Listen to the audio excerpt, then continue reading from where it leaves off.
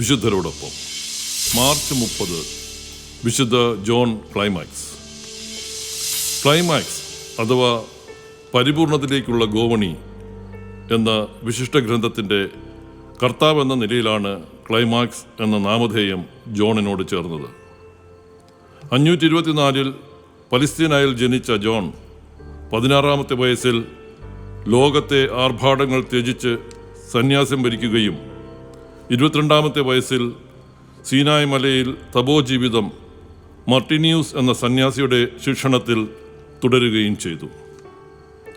അനസ്യൂതമായ പ്രാർത്ഥനയും ആത്മപരിത്യാഗവും മൗനവും എളിമയും വഴി ദൃശ്യമായ ആ ഗിരിയിൽ നിന്ന് അദൃശ്യനായ ദൈവത്തിങ്കിലേക്ക് ആത്മാവിനെ ഉയർത്തി. പലരും ജോണിൻ്റെ ഉപദേശങ്ങൾ തേടി ആശ്വാസം പ്രാപിച്ചിരുന്നു.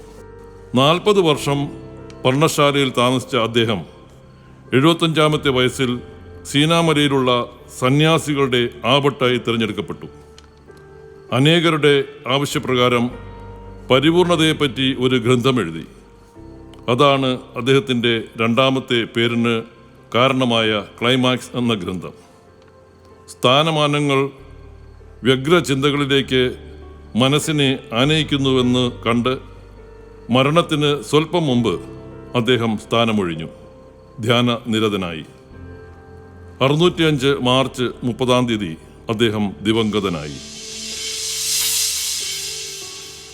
എൻ്റെ കർത്താവേ, അങ്ങയിൽ നിന്ന് വേർപിരിയുക അസാധ്യമാകത്തക്ക വിധം പ്രാർത്ഥന വഴി അങ്ങയോട് യോജിക്കുകയല്ലാതെ വേറൊന്നും ഭൂമിയിൽ ഞാൻ ഇച്ഛിക്കുന്നില്ല.